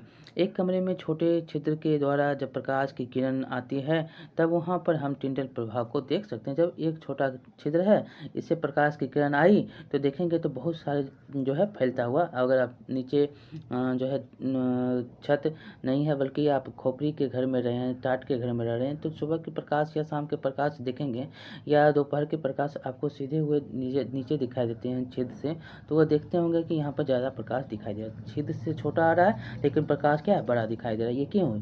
ये क्योंकि ये फैलता है। किसके कारण, तो टिंडल प्रभाव के कारण। इसकी खोज किसने की, तो टिंडल वैज्ञानिकों ने की। वैज्ञानिक थे, उनका नाम था, उन्होंने ही की। अब हम पढ़ेंगे आगे है कि एक कमरे में छोटे छिद्र के द्वारा जब प्रकाश की किरण आती है, तो वहाँ पर हम टिंडल प्रभाव को देख सकते हैं। यहाँ पर देखिए कॉपर जो है सल्फेट का विलयन टिंडल प्रभाव नहीं दर्शाता है, और कॉपर सल्फेट ये नहीं दर्शा रहा है। प्रकाश का मार्ग दृष्टिगोचर होता है, ये देख सकते हैं यहाँ पर फैल रहा है। दूसरा में देखेंगे कि दूध तथा पानी का मिश्रण टिंडल प्रभाव को दर्शाता है, और ये दूध पानी है तो इसमें टिंडल प्रभाव आपको दिखाई दे रहा है, लेकिन ये कॉपर सल्फेट है तो इसलिए इसका टिंडल प्रभाव आपको नहीं दिख रहा है। देखिए आगे लिखा गया है, हम कमरे में मौजूद धूल और कार्बन के कणों के द्वारा प्रकाश के फैलने के कारण होता है। ये भी क्वेश्चन पूछे गए हैं, जो प्रकाश कैसे फैलता है। तो कमरे में मौजूद जो धूल होता है और कार्बन के कण होते हैं के कारण जो है प्रकाश फैलता है। किसके कारण? तो कमरे में धूल कण है, कार्बन के कण है के द्वारा जो है प्रकाश के फैलने के कारण जो है प्रकाश फैलता है। प्रकाश के ये फैलने के कारण होते हैं कौन? तो धूल और मौजूद धूल है और कार्बन के कण। जब एक घने जंगल में आच्छादन से सूर्य की किरण गुजरती है, वहाँ हम टिंडल प्रभाव को देख सकते हैं। जंगल के कोहरे में छोटे छोटे जल के कण होते हैं जो कोलाइड कणों के समान व्यवहार करते हैं। अब हम देखेंगे कोलाइड के सामान्य उदाहरण को। परिक्षिप्त प्रावस्था और परिक्षेपण माध्यम प्रकार और उदाहरण। देखिए द्रव है, क्या है ये? परिचित प्रावस्था में आपको द्रव है, और माध्यम क्या होगा? गैस, और प्रकार क्या होगा? एरोसोल, और क्या बनेगा? तो कोहरा, बादल और कुहासा। अब ठोस है, गैस बनेगा। एरोसोल धुआं, स्वचालित वाहन का निथार, और गैस है, गैस द्रव बनेगा, और ये क्या होगा? प्रकार, फोम हो जाएगा, शेविंग क्रीम। द्रव है और द्रव बनेगा तो क्या हो जाएगा? इमल्सन हो जाएगा, दूध, फेस क्रीम। ठोस है, ठोस से द्रव, द्रव से क्या हो जाएगा? सोल प्रकार होगा, और मैग्नीशियम, मिल्क और कीचड़। गैस है, गैस से ठोस, ठोस से फोम, फोम क्या हो जाएगा? फोम, स्पंज और मीस। द्रव है, द्रव से परिक्षेपण करेंगे तो माध्यम हो जाएगा ठोस का, और प्रकार क्या हो जाएगा? ये जेल हो जाएगा, और इसमें जो है जेली, पनीर और मक्खन। ठोस है, ठोस परिक्षेपण करेंगे माध्यम होगा ठोस का, और यहाँ पर जब प्रकार होगा तो ये ठोस सोल होगा, और इससे क्या बनेगा? तो रंगीन रत्न, पत्थर और दुधिया कांच। ये देख सकते हैं टिंडल प्रभाव जो है प्रकाश कैसे ऐसे ऐसे ऐसे करके भाग रहा है। देख सकते हैं सूर्य का प्रकाश यहाँ रहा है और यहाँ से भाग रहा है। किसके कारण? तो टिंडल प्रभाव के कारण। अब देखिए कोलाइड के गुणधर्म क्या हैं। तो क्या होता है? तो यह एक विषमांगी मिश्रण है, और कोलाइड के कण का आकार इतना छोटा होता है कि पृथक रूप से आंखों से आपको नहीं दिखाई देता है। ये इतने बड़े होते हैं कि प्रकाश की किरण को फैलाते हैं तथा उसके मार्ग को दृश्य बनाते हैं। जब इनको शांत छोड़ दिया जाता है तब ये कण तरल पर बैठ जाते हैं, अर्थात ये अस्थायी होते हैं। ये छानन विधि द्वारा मिश्रण से पृथक नहीं किए जा सकते हैं, किंतु एक विशेष विधि अपकेंद्रीकरण जो है तकनीक के द्वारा इसका पृथक किया जा सकता है। अपकेंद्री पृथक के द्वारा जो है आप कोलाइड को अलग कर सकते हैं, छान के द्वारा आप नहीं अलग कर सकते हैं। आगे है कोलाइड विलयन परिक्षिप्त प्रावस्था और परिक्षेपण माध्यम से बनता है। कोलाइड विलयन किससे बनता है? परिक्षिप्त प्रावस्था और परिक्षेपण माध्यम से बनता है। विलय पदार्थ की तरह का घटक या परिक्षिप्त कण जो एक कोलाइड रूप में रहता है उसे परिक्षिप्त प्रावस्था कहते हैं। जो विलय पदार्थ है की तरह जो है एक घटक या परिक्षिप्त कणों जो कि कोलाइड विलयन के रूप में रहता है, क्या रहता है? ये कोलाइड विलयन के रूप में रहता है, उसे ही हम क्या बोलते हैं? परिक्षिप्त प्रावस्था कहते हैं। तथा इस घटक जिसमें परिक्षिप्त प्रावस्था निलंबित रहता है, और इसमें क्या होता है? परिक्षिप्त प्रावस्था क्या होता है? निलंबित रहता है, अलग रहता है, और उसे परिक्षेपण माध्यम कहते हैं। जब ये दोनों अलग हैं, ये घुल नहीं रहे हैं, निलंबित हो रहे हैं, तो इसको हम परिक्षेपण माध्यम कहते हैं। कोलाइड को परिक्षेपण माध्यम ठोस, द्रव या गैस की अवस्था में परिक्षिप्त प्रावस्था के अनुसार वर्गीकृत किया गया। कोलाइड को कितने वर्गों में किया गया है? तो किसके कारण? कोलाइड को परिक्षिप्त माध्यम से ठोस, द्रव, गैस की अवस्था में परिक्षिप्त प्रावस्था के अनुसार वर्गीकृत। किसके अनुसार? परिक्षिप्त प्रावस्था के अनुसार इसको वर्गीकृत किया गया है। सारणी में यहाँ पर हमने देखा भी। अब आगे है यहाँ पर प्रश्न है, हम प्रश्न को देखेंगे। पहला प्रश्न आपको है उदाहरण के साथ समांगी एवं विषमांगी मिश्रणों में विभेद करिए। देखिए समांगी और विषमांगी मिश्रण के बारे में आपको बताना है, और यहाँ से क्वेश्चन जो है पूछे जाते हैं। तो ऊपर आपको हमने पहले भी बताया है कि समांगी मिश्रण क्या है, विषमांगी मिश्रण क्या है, और उदाहरण के साथ हमने बताया कि जैसे समांगी मिश्रण में आप क्या करेंगे तो जल में चीनी डाल दीजिए, समांगी हो गया। बिस्मांगी में आप क्या करेंगे तो इसमें तेल में जल होगा तो क्या होगा, बिस्मांगी हो गई। ये उदाहरण हो गया। विलयन, निलंबन और कोलाइड एक दूसरे से किस प्रकार भिन्न है। तो ये आपको जो कोलाइड है और विलयन है और निलंबन है, तो एक दूसरे से क्या है, ये तीनों अलग अलग हैं। इसको आप शुरू में आपने इसको बारे में पढ़ा, गुणधर्म के बारे में पढ़ा, इसके जो है क्रिया के बारे में जो घूल रहे हैं। देखिए विलयन क्या है, तो विलयन एक समांगी मिश्रण है। निलंबन क्या है, तो निलंबन एक विषमांगी मिश्रण है। कोलाइड क्या है, तो यह एक समांगी दिखाई देता है, लेकिन ये क्या है, ये विषमांगी है। दिखाई देता है समांगी, लेकिन है क्या, तो विषमांगी है। ये एक जो है ये एक दूसरे से इस प्रकार अलग हैं। और अगर हम उदाहरण लेंगे तो यह विलयन जो है फिल्टर पेपर से गुजर जाता है, और निलंबन जो है ये फिल्टर पेपर से नहीं गुजरता है। और जब कोलाइड को हम देखेंगे तो ये फिल्टर पेपर से गुजर जाता है। और उदाहरण देंगे तो यहाँ पर विलयन का क्या हो जाएगा, विलयन क्या है, विलयन के कणों का आकार क्या होता है, अत्यंत छोटा होता है। इसको आप देख नहीं सकते हैं, नंगी आंखों से इसको आप देख नहीं सकते हैं। इसको हम माइक्रोस्कोप से भी नहीं देख सकते, नहीं जा सकता है। लेकिन आप नीलंबन में देखेंगे तो इसका आकार क्या होता है, बड़ा होता है, और इसको आप छान भी सकते हैं, इसको हम देख सकते हैं। इसका व्यास 100 एम होता है। और कोलाइड को देखेंगे तो इसको आप नहीं देख सकते हैं, क्या इसको आप नहीं देख सकते हैं, लेकिन आप अपकेंद्रीकरण के द्वारा इसको छान सकते हैं। इसको छाना नहीं जा सकता, अपकेंद्रीकरण के द्वारा आप छान लेंगे। इसका आकार भी होता है 1 nm होता है, 100 nm के बीच में होता है, 1 nm से 100 nm के बीच होता है। और इसका आकार क्या होता है, छोटा, बहुत बड़ा नहीं होता है, उसको छोटा छोटा होता है। नीलंबर के कणों के से छोटा उसका आकार होता है, किसका, कोलाइड का। और इसको अपकेंद्रीकरण का अब ऊपर में यहाँ पर दिया भी गया है, क्या है, ये विषमांगी मिश्रण है। और हम कुछ उदाहरण और एक दूसरे से भिन्न करेंगे, तो एक दो और उदाहरण आपको हम बता देते हैं। एक दो और उदाहरण में आप याद रखेंगे कि यह क्या होता है, विलयन क्या होता है, एक यह अस्थायी है, इसके विलय जो है पृथक नहीं होते हैं। छानन विधि द्वारा विलय के कणों को पृथक नहीं किया जा सकता, इसको हम पहले भी बता दिया आपको।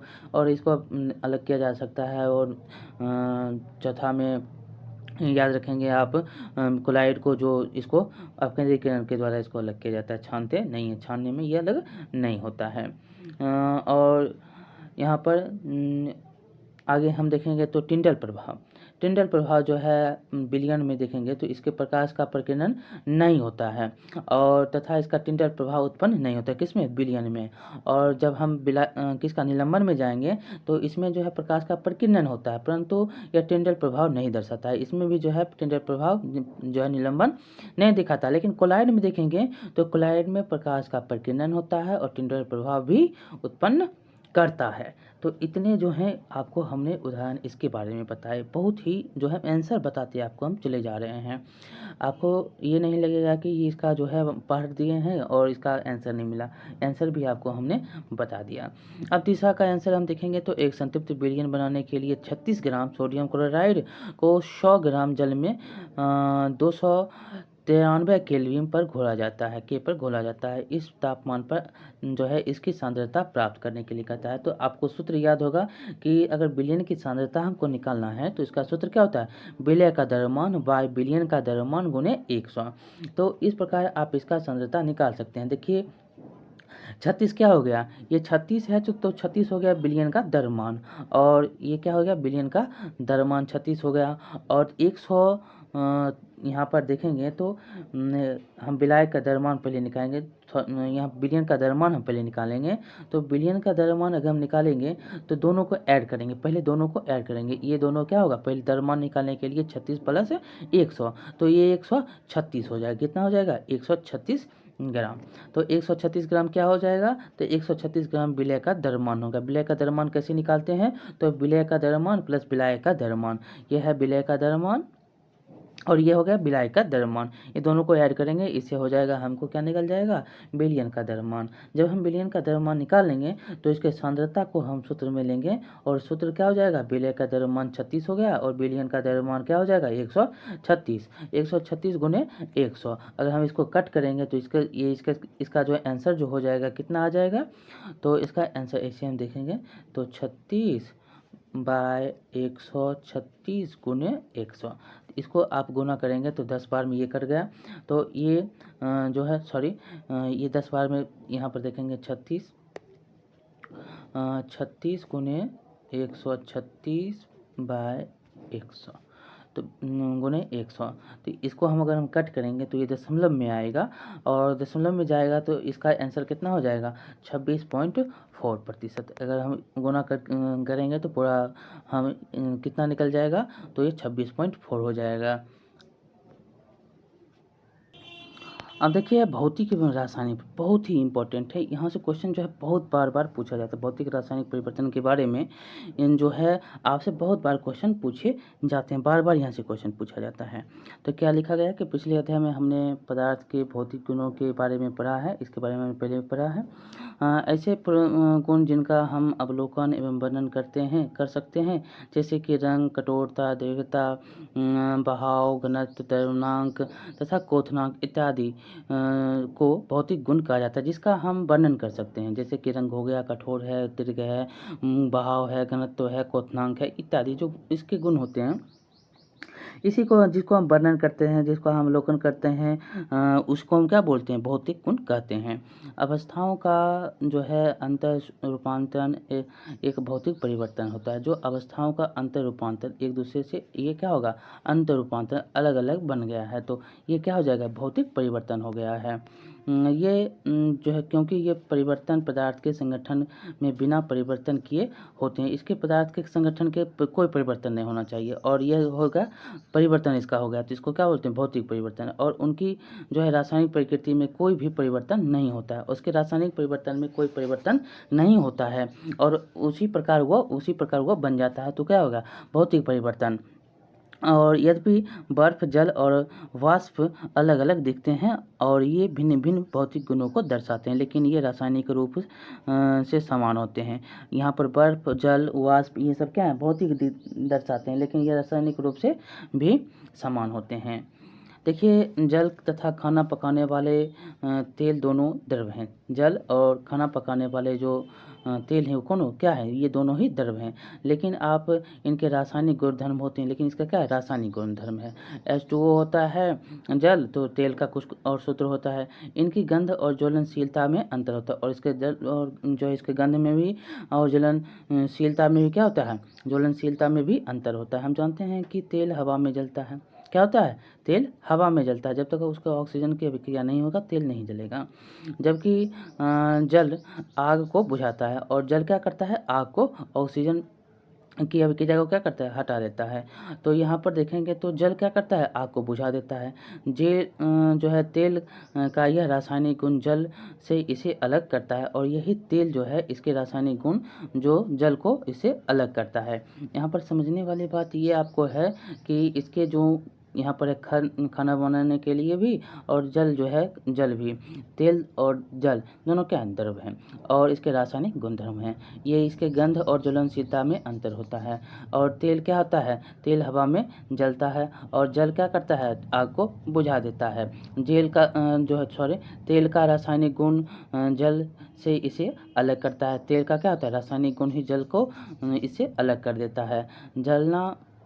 जलना एक रासायनिक परिवर्तन है। क्या है, जलना एक रासायनिक परिवर्तन है। जलने की प्रक्रिया में से एक पदार्थ दूसरे से क्रिया करके रासायनिक संगठन में परिवर्तन लाता है। जब कोई भी चीज़ जल रहा है, अगर आप देखेंगे पेपर में आग लगा दिए, तो पेपर तो आग लगा दिए तो इसमें देखेंगे तो राख बन गया, तो ये क्या हो गया, परिवर्तन हो गया, एक दूसरे से क्या हो गया, पेपर बना, जला और ये राख बन गया। राख बन गया मतलब रासायनिक परिवर्तन हो गया। एक जो वो प्रक्रिया पेपर ही नहीं रहा, वो क्या बन गया, कुछ और बन गया। जैसे ही कुछ बना तो क्या हो जाएगा, रासायनिक परिवर्तन हो जाएगा। ये क्या हो जाएगा, रासायनिक। उसी प्रकार आप भौतिक में देखेंगे तो अगर कोई भी चीज़ है, आप अगर काठ है, काठ को आप उससे लकड़ी बना लेंगे तो काठ तो वही है, बन गया क्या, काठ है और उससे लकड़ी बन गया और यहाँ से लकड़ी से कुर्सी बन गया। कुर्सी क्या है, ये सारे जो परिवर्तन लकड़ी के ही हो रहे, काठ के ही हो रहे हैं, लकड़ी के ही हो रही है या काठ के ही हो गया, पेड़ के ही ये सारे परिवर्तन हो रहे हैं। तो ये परिवर्तन जो है ये क्या हो जाएंगे, प्राकृतिक हो जाएंगे। ये देख रहे हैं तो लकड़ी ही सब जगह है, लेकिन इसमें जो है ढांचा अलग हो रहा है। लेकिन अगर आप यहाँ पर कागज़ को जला रहे हैं तो यहाँ पर आप राख प्राप्त कर रहे हैं, ये पुनः इसको प्राप्त नहीं कर सकते हैं आप, इस प्रकार से आप समझ सकते हैं।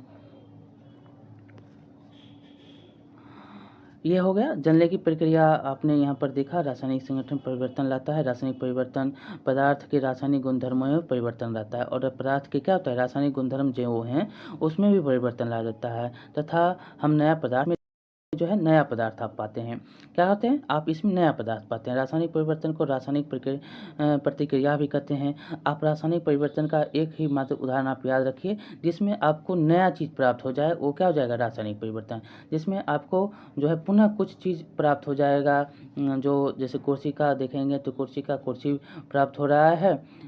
जो काठ का हमने आपको लकड़ी का उदाहरण दिया, तो ये क्या हुआ, तो लकड़ी ही आपको मिल रहा है, तो लकड़ी ही बन रहे हैं, तो लकड़ी के लकड़ी, तो ये क्या हो जाएगा, प्राकृतिक जो है किसका भौतिक परिवर्तन हो जाएगा। तो यहाँ पर रासायनिक और भौतिक परिवर्तन में एक ही उदाहरण आपको सबसे ज़्यादा सटीक मिलेगा जिसमें आपको कोई नया चीज़ प्राप्त हो रहा है, वो रासायनिक परिवर्तन। जिसमें आपको नया चीज़ प्राप्त नहीं हो, भौतिक परिवर्तन, ये याद रखिएगा आप। मोमबत्ती के जलने की प्रक्रिया में भौतिक एवं रासायनिक परिवर्तन दोनों परिवर्तन होते हैं। क्या होते हैं, याद रखेंगे, यहाँ पर भी क्वेश्चन पूछा जाता है। मोमबत्ती अगर जल रहा है तो उसमें भौतिक और रासायनिक दोनों परिवर्तन होता है। भौतिक भी होता है और रासायनिक भी होता है। भौतिक कैसे होता है, रासायनिक कैसे होता है। मोमबत्ती अगर जल रहा है तो देखेंगे तो मोमबत्ती के नीचे आपको फिर से एक नया जो रासायनिक परिवर्तन के द्वारा यहाँ पर आपको दिखाई देगा, जो गलते हुए दिखाई दे रहा है, फिर उसको आप जला सकते हैं। लेकिन आप रासायनिक कैसे देखेंगे तो वहाँ पर धुआं हो रहा है और उसका जो है रंग परिवर्तन हो रहा है, उसका क्या होता है, रंग परिवर्तित हो रहा है, तो वो रासायनिक हो गया। मोमबत्ती के जलने की प्रक्रिया में भौतिक और रासायनिक परिवर्तन क्या होते हैं, दोनों होते हैं। ठीक, देखिए यहाँ पर क्वेश्चन है, क्वेश्चन से आपको बहुत सारे जो हैं आंसर आपको निकालने हैं, और यहाँ से बहुत सारे आंसर अगर आप निकालेंगे तो यहाँ से एक भी क्वेश्चन आपको छूटेगा नहीं। और जो है रासायनिक परिवर्तन और भौतिक परिवर्तन है, इसको भी आप समझ लेंगे। ठीक, देखिए इसको वर्गीकृत करना है, इसको अलग करना है, एक दूसरे से अलग करना है, कौन भौतिक है कौन रासायनिक है। देखिए भौतिक परिवर्तन, तो पेड़ का काटना, आपको हमने पेड़ के बारे में बताया, क्या है, भौतिक परिवर्तन।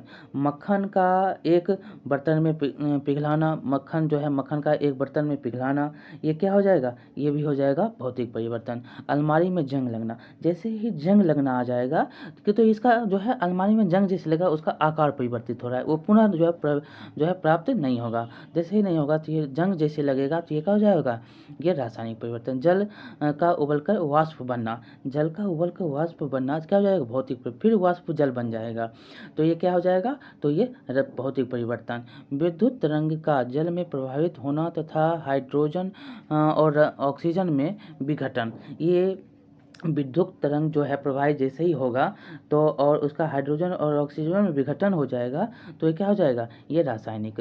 जल में साधारण नमक का घुलना, जैसे ही जल में साधारण नमक घुला रहे हैं तो अगर उसको आप गरमा देंगे तो फिर आपको नमक मिल जाएगा, तो ये क्या हो जाएगा, भौतिक परिवर्तन।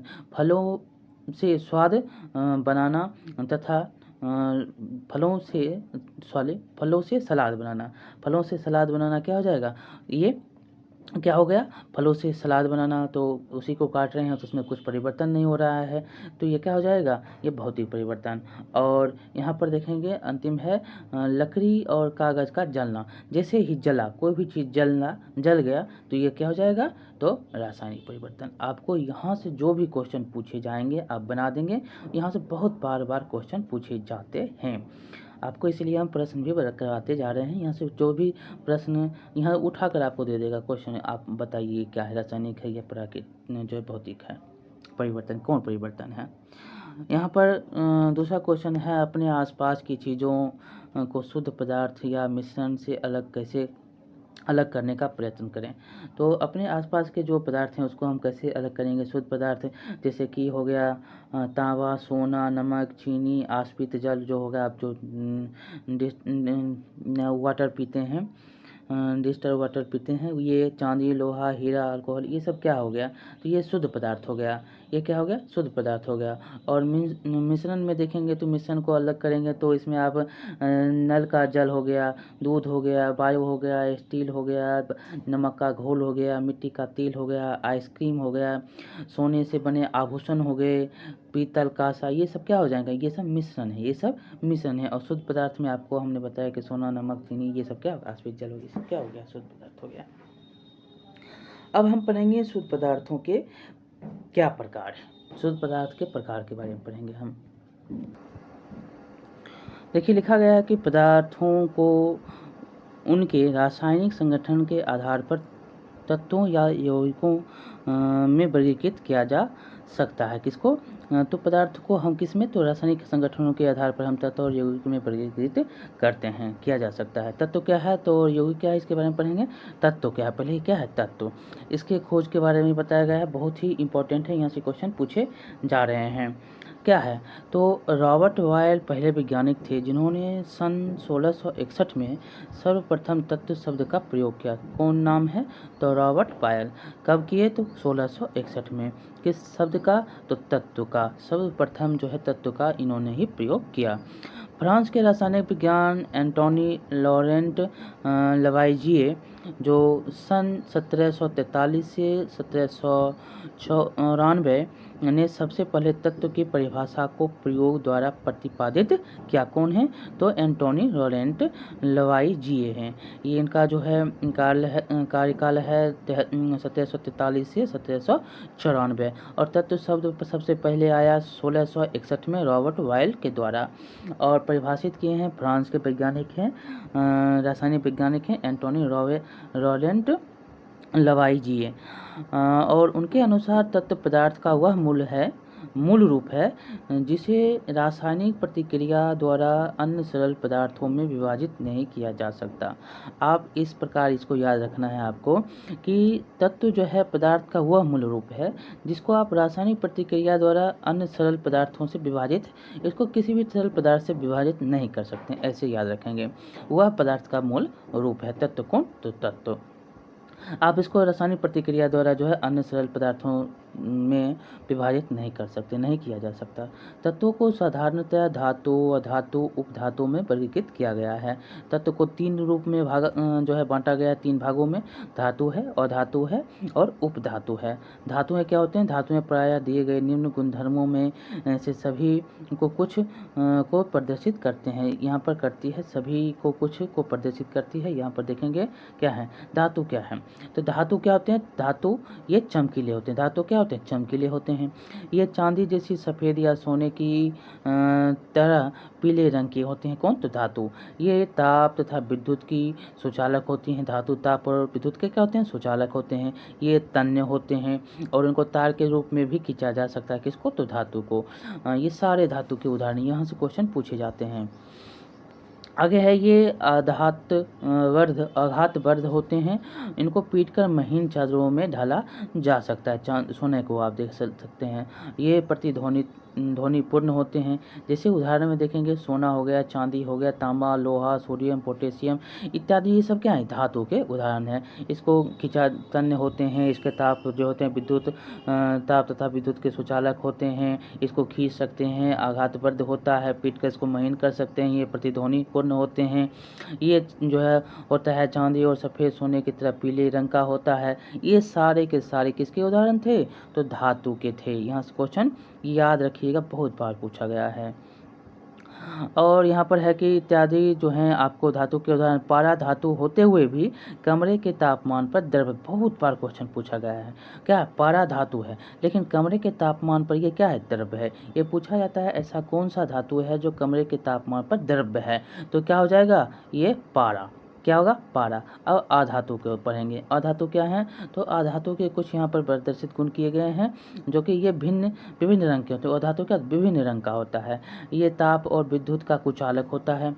ये चमकीला, प्रतिध्वनि पूर्ण और अधात बंध नहीं होता, वर्ध नहीं होता है। इसमें जो आपको याद रखना है कि हाइड्रोजन, ऑक्सीजन, आयोडीन, कार्बन, जो कोल होता है, कोक होता है, कार्बन, कोल और कोक, ब्रोमीन, क्लोरीन इत्यादि अधातुओं के उदाहरण है। अधातु के उदाहरण आपको पूछेंगे तो याद रखेंगे हाइड्रोजन हो गया, ऑक्सीजन हो गया, आयोडीन हो गया, कार्बन हो गया, कोल हो गया, कोक हो गया, ब्रोमीन हो गया, क्लोरीन हो गया। ये सारे के सारे अधातु के उदाहरण हैं। ठीक। कुछ जो होता है तत्व धातु और धातुओं के बीच के गुण को दर्शाते हैं। जो धातु भी है और धातु भी है, उसके बीच के गुण को दर्शाता है, उसको हम उपधातु बोलते हैं। जैसे कि बोरोन, सिलिकॉन, जर्मेनियम, ये उपधातु होते हैं। बहुत बार यहाँ से बहुत सारे क्वेश्चन पूछे जाते हैं। हर कंपटीशन में आपको 1-2 क्वेश्चन यहाँ से पूछे जाते हैं। अधातु क्या है, धातु क्या है और उपधातु क्या है, आपको यहाँ से तीनों आपको बता दिया गया। जो आप उदाहरण अगर से पूछ लेगा कि बताइए इसमें से कौन से उपधातु हैं, तो इसमें आपको दे देगा कि सोना है, चांदी है, कुछ धातु के, कुछ उपधातु के उदाहरण देंगे, कुछ जो है धातु के भी उदाहरण देंगे, जो और धातु के भी कुछ उदाहरण देंगे। तो आपको याद रखना है, अधातु में आपको कार्बन हो गया, hydrogen, oxygen, iodine, bromine, chlorine, ये क्या है और धातु हैं। और धातु कौन है, तो सोना है, चांदी है, तांबा है, सोडियम है, पोटेशियम है, ये सब क्या है, धातु है। और पारा क्या है, धातु है। लेकिन आपको कमरे के तापमान पर क्या कैसे है, तो द्रव्य है। और उपधातु में आपको 3 ही नाम याद रखना है, बोरोन, सिलिकॉन और जर्मेनियम। बहुत बार यहाँ से क्वेश्चन ये पूछे जाते हैं, बोरोन, सिलिकॉन और जर्मेनियम। यहाँ पर कहता है ये भी जानने के लिए कि अभी तक तत्वों की ज्ञात की संख्या कितना है, 100 से अधिक हो चुकी है। इसमें 92 तत्व प्राकृतिक हैं, जबकि शेष मानव निर्मित हैं। कितने हैं प्राकृतिक, तो 92 हैं। अधिकतर तत्व क्या है, ठोस हैं। 11 तत्व कमरे के तापमान पर गैस है। कितने हैं, तो 11 तत्व जो हैं कमरे के तापमान पर गैस है। और 2 तत्व पारा तथा ब्रोमीन कमरे के तापमान पर द्रव है। दोनों को याद रखेंगे, दोनों अगर ऑप्शन में देता है तो दोनों हो जाएगा, अगर नहीं दे रहा है तो एक होगा। 2 है, कौन कौन से तत्व कौन है जो कमरे के तापमान पर द्रव्य है, तो ये हैं पारा और ब्रोमीन। और 11 तत्व जो है कमरे के तापमान पर गैस है। और 92 तत्व जो है प्राकृतिक है और सारे के सारे क्या है, मानव निर्मित हैं। और 100 से अधिक भी तत्वों की संख्या अभी हो चुकी है।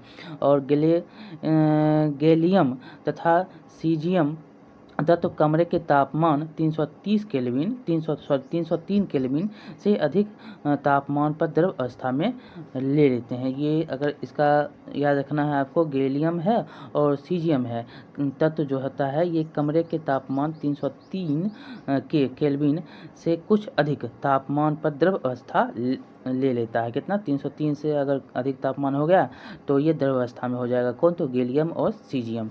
ये 4-5 पॉइंट यहाँ से थे, सारे इंपॉर्टेंट। ब्रोमीन पर याद रखें, बहुत बार क्वेश्चन पूछा गया है। गैलियम और सीजियम के बारे में बहुत जो है कम क्वेश्चन पूछा जाता है, लेकिन बहुत यहाँ से भी क्वेश्चन ये भी पूछे गए हैं। ठीक, जो 303 जैसे हुआ, ये क्या हो जाएगा, द्रव अवस्था में आ जाएगा। अब हम तत्व के बाद यौगिक को पढ़ेंगे। यौगिक क्या है, यौगिक इसको कहते हैं कि यह यौगिक वह पदार्थ है जो 2 या 2 से अधिक तत्वों के नियत अनुपात में रासायनिक तौर पर संयोजन से बना होता है। 2 या 2 से अधिक रासायनिक जो अनुपात, मतलब 2 या 2 से अधिक तत्वों के नियत अनुपात से, उसका क्या होगा, अनुपात एक समान होगा, उसी के तौर पर ये जो है संयोजन से बना होता है। 2 या 2 से संयोजन से बना हुआ तत्वों से बना हुआ यौगिक कहलाता है। वह पदार्थ जो कि 2 या 2 से अधिक तत्वों से मिलकर बना होता है, उसी को हम यौगिक कहते हैं। रासायनिक तौर पर संयोजन से ये बने होते हैं। ठीक, जब 2 या 2 से अधिक तत्व आपस में मिलते हैं तो हम क्या पाते हैं, तो ये देखेंगे और इसको हम पढ़ेंगे। जब 2 या 2 से अधिक तत्व आपस में मिलते हैं तो यौगिक कहलाते हैं। ये ऊपर में दिया भी गया और समूह में हम क्रियाकलाप में भी पढ़ेंगे। देखिए, कक्षा 2 या 2 समूह में व्यक्त करेंगे। दोनों समूह में 50 ग्राम लोहे के चूर्ण और 3 ग्राम सल्फर और एक जो है चम्मच एक चीनी मिट्टी की प्याली में ले। इसको हम लोहा और जो चूर्ण है उसको हम चीनी मिट्टी की प्याली में, समूह में देखेंगे। एक में लोहे के चूर्ण और सल्फर पाउडर को पीसकर मिलाएं, दूसरा में लोहे के चूर्ण और सल्फर पाउडर को पीसकर मिलाएं। मिश्रण को तीव्र ताप पर लाल होने तक गर्म करें। अब ज्वाला को हटा दें और तथा मिश्रण को ठंडा होने दें। तीसरा समूह में कहेंगे 1 और 2 प्राप्त सामग्री में चुंबकीय गुण की जांच करें। सामग्री के निकट एक चुंबक को लाएं, जांच करें तथा क्या सामग्री चुंबक की ओर आकर्षित होती है। दोनों चुंबकों द्वारा प्राप्त सामग्री के रंग और बनावट की तुलना करें। प्राप्त सामग्री के एक भाग में कार्बन डाइऑक्साइड मिलाएं और मिश्रण अच्छी तरह मिलाएं तथा छान लें। और दूसरा देखेंगे तो पदार्थ जो है प्राप्त पदार्थ के दूसरे भाग में तनु सल्फ्यूरिक अम्ल तथा तनु हाइड्रोक्लोरिक अम्ल को मिलाएं और इसके क्रियाकलाप को अध्यापक के निर्देश से आवश्यक है। इसको हम करने के लिए कहता है। और इस क्रियाकलाप में लोहा सल्फर और तत्वों के साथ अलग अलग दोहराने के लिए, अवलोकन करने के लिए, नोट करने के लिए कहता है। अब देखिए यहाँ पर उत्तर देने के लिए कहता है। क्या हम उत्तर देंगे? तो यहाँ पर आपसे पूछा जा रहा है कि क्या दोनों समूहों द्वारा प्राप्त सामग्री देखने में एक समान? तो नहीं, सभी क्या है? अलग हैं। किस समूह द्वारा प्राप्त सामग्री में चुंबकीय गुण विद्यमान है? जब दोनों को हम मिलाते हैं, लोहा और चूर्ण और सल्फर को मिलकर दोनों को मिलाते हैं, तो उसमें ये विद्यमान होता है। क्या प्राप्त सामग्री में घटकों में हम पृथक करने में सक्षम है? तो इसको पृथक आप जो है यहाँ पर पृथक कर सकते हैं। क्या तनु सल्फ्यूरिक अम्ल और तनु हाइड्रोक्लोरिक अम्ल सामग्री में डालने पर से दोनों समूहों को गैस प्राप्त होती है? क्या दोनों स्थितियों में प्राप्त गैस का अंत समान है? तो दोनों में देखेंगे क्या अलग अलग हैं। इसका जो है आंसर यहाँ पर भी दिया गया है कि पहला में दिया गया है द्वारा गैस हाइड्रोजन है। क्या है? प्राप्त गैस क्या है? हाइड्रोजन है। यह रंगहीन और ज्वलनशील है। प्राप्त जो पहला है इसी समूह में देखेंगे तो पहला में क्या है? हाइड्रोजन है और ये क्या है? रंगहीन और ज्वलनशील है। इसकी ज्वलनशीलता कक्षा में हम जांच ना करेंगे। दूसरा में देखेंगे तो ये क्या है? रंगहीन है। और जब ये प्राप्त जो है हाइड्रोजन सल्फाइड, ये क्या है? दूसरा में समूह क्या है? दूसरा समूह जो लोहे के चूर्ण सल्फर पाउडर से पीसकर जो बनाए हैं वो क्या है? तो इसमें गैस हाइड्रोजन सल्फाइड है और यह क्या है? रंगहीन है और इसकी गंध सड़े हुए और अंडे जैसी है। आपने पाया कि दोनों समूहों द्वारा प्राप्त भिन्न क्या है? गुण दर्शाते हैं। यद्यपि प्रारंभ में दिए गए समान पदार्थ समान थे, समूह एक में क्रियाकलाप जो है कि क्या था? भौतिक परिवर्तन। इसको अलग आप कर सकते हैं।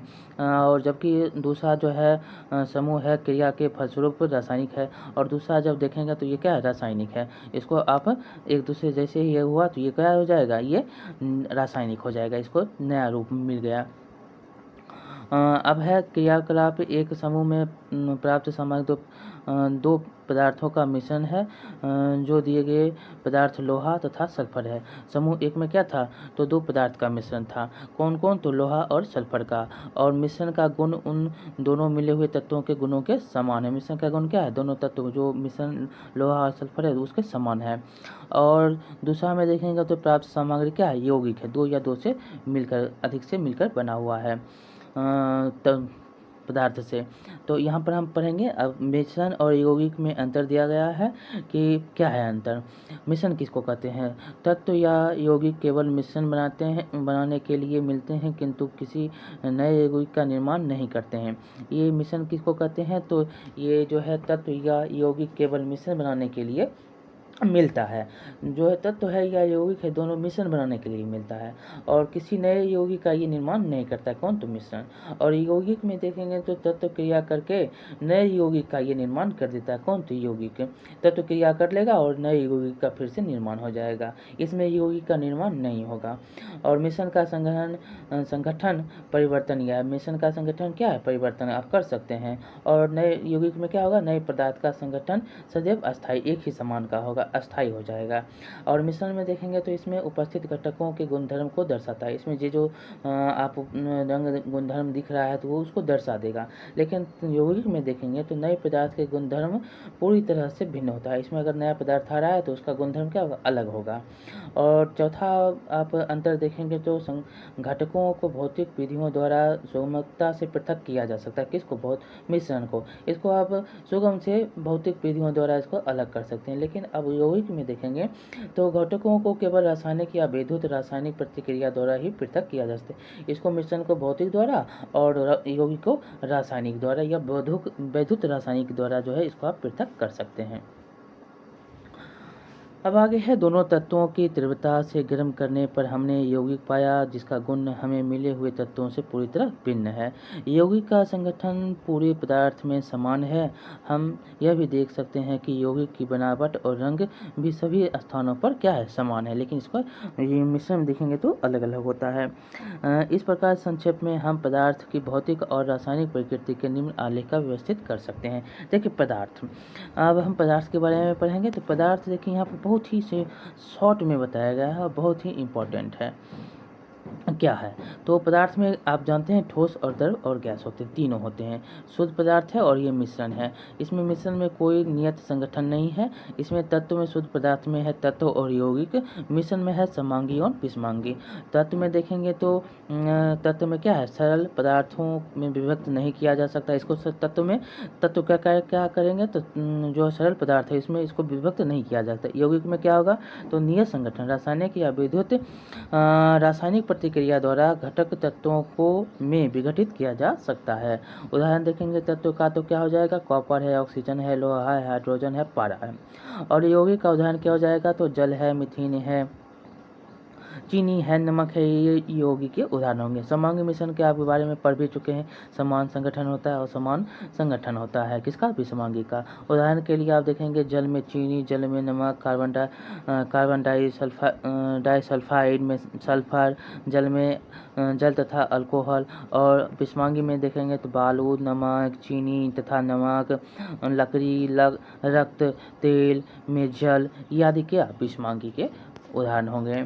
तो इस प्रकार ये बहुत ही इम्पोर्टेंट चैप्टर आपने इसको पढ़ा। बार बार यहाँ से क्वेश्चन पूछे जाते हैं। आपने इसमें क्या सीखा इसको भी हम पढ़ लेते हैं। मिश्रण में एक से अधिक पदार्थ जैसे कि तत्व अथवा यौगिक किसी भी अनुपात में मिले होते हैं। मिश्रणों को पृथक करने के लिए उचित विधियों से शुद्ध पदार्थों में पृथक्करण किया जा सकता है। विलयन दो या दो से अधिक पदार्थों का सामान्य मिश्रण है। विलयन के बड़े अवयव को विलायक कहते हैं तथा अवयव को विलय कहते हैं। जो उसमें घुल जाता है उसको विलय बोलते हैं। विलयन की सांद्रता इसके इकाई आयतन में उपस्थित विलय का द्रव्यमान अथवा आयतन है। वह पदार्थ जो विलायक में और घुलनशील तथा आंखों से देखा जा सकता है निलंबन कहलाता है। और निलंबन एक विषमांगी मिश्रण है। कोलाइड तथा विषमांगी मिश्रण है क्या है, कोलाइड क्या है, विषमांगी मिश्रण है जिसके कण आकार क्या था, छोटा होता है। छोटा होता है कि इनके सरलता से देखा नहीं जा सकता है, किंतु इतना बड़ा है कि इस प्रकाश का फैलाव करने में सक्षम होता है। कोलाइड उद्योगों में तथा दैनिक जीवन में महत्वपूर्ण है। विलय कणों की परिक्षिप्त परावस्था कहते हैं। विलय कणों को क्या बोलते हैं, परिक्षिप्त परावस्था कहते हैं। और विलायक जिसमें पूरी तरह से वितरित रहते हैं इसे परिक्षेपण माध्यम कहते हैं। विलय को क्या करते हैं, परिक्षेपण माध्यम कहते हैं। क्यों, क्योंकि ये पूरी तरह से वितरित रहता है। आगे है शुद्ध पदार्थ तत्व तथा यौगिक हो सकते हैं। तत्व पदार्थ का मूल रूप होता है। तत्व क्या है, पदार्थ का मूल रूप है जिसे रासायनिक क्रिया द्वारा सरल पदार्थों में विभाजित नहीं किया जा सकता है। यौगिक वह पदार्थ है जो दो या दो से अधिक तत्वों के स्थित अनुपात में रासायनिक रूप में संयोजन से निर्मित होता है। यौगिकों के गुण उसमें निहित तत्वों के गुणों से भिन्न होते हैं, जबकि मिश्रण में उपस्थित तत्व और यौगिक अपने अपने गुणों में को दर्शाते हैं। यौगिक और मिश्रण जो है अपने अपने गुण को दर्शाता है। तो इस प्रकार आपका ये जो चैप्टर है बहुत ही इम्पोर्टेंट था। आपने इसको पढ़ा, बहुत ही बार यहाँ से क्वेश्चन पूछे जाते हैं, बार बार यहाँ से क्वेश्चन पूछे जाते हैं। अगर हम चाहें तो आपको ऑब्जेक्टिव क्वेश्चन जो 10 क्वेश्चन है, ऑब्जेक्टिव क्वेश्चन आपको हम करवा देते हैं यहाँ से, जो बार बार यहाँ से पूछे जाते हैं। ऑब्जेक्टिव क्वेश्चन में आपको सुविधा होगा जो यहाँ पर दिया गया है, व्याख्या भी करने के लिए कहता है, और शुद्ध पदार्थ के यहाँ पर निकालने के लिए कहता है। देखिए 7वां क्वेश्चन क्या है, इसमें शुद्ध पदार्थ आपको निकालने के लिए कहता है। शुद्ध पदार्थ कौन कौन है, बर्फ है, लोहा है, और हाइड्रोक्लोरिक अम्ल है, और कैल्शियम ऑक्साइड है, और पारा है। ये सब अशुद्ध हैं। ये सब क्या है, अशुद्ध हैं। और निम्नलिखित में मिश्रण में विलयन की पहचान करने के लिए कहता है। विलयन की पहचान करिए। इसमें दो ही है विलयन, समुद्री जल है और सोडा जल है। निम्नलिखित में टिंडल प्रभाव को प्रदर्शित कौन करेगा, तो आपने ऊपर भी पढ़ा है कि टिंडल प्रभाव को कौन प्रदर्शित करता है। तो टिंडल प्रभाव को प्रदर्शित करने वाला दूध हो गया, क्या हो गया, दूध। और दूसरा क्या हो जाएगा, तो स्टार्च विलयन। ये क्या है, कोलाइड विलयन है, इसलिए ये क्या करता है, तो टिंडल प्रभाव को प्रदर्शित करता है। इसमें देखिए तत्व यौगिक मिश्रण को वर्गीकृत करने के लिए कहता है कौन तत्व है, कौन यौगिक है, कौन मिश्रण है। तो तत्व और यौगिक को आप अलग करने के लिए इसमें कहता है। तो यहाँ पर सारे है, सोना चांदी है, सिलिकॉन है, कैल्शियम कार्बोनेट है, ये सारे के सारे हैं। तो इसको हम अलग ऐसे अगर हम करेंगे तो तत्व को याद रखिए। तो क्या तत्व कौन कौन से हो जाएंगे, ऐसे हम कर लेते हैं। ऐसे। तो अब देखिए, अब आपको पूरा का पूरा दिख रहा होगा। तो हाँ, अब देखिए हम तत्व को देखते हैं। तो तत्व कौन कौन से हो जाएंगे। देखिए तत्व हो गया सोडियम, चांदी और टीन, और कौन हो जाएगा सिलिकॉन। ये 4 ही हैं, कौन है, तत्व हैं।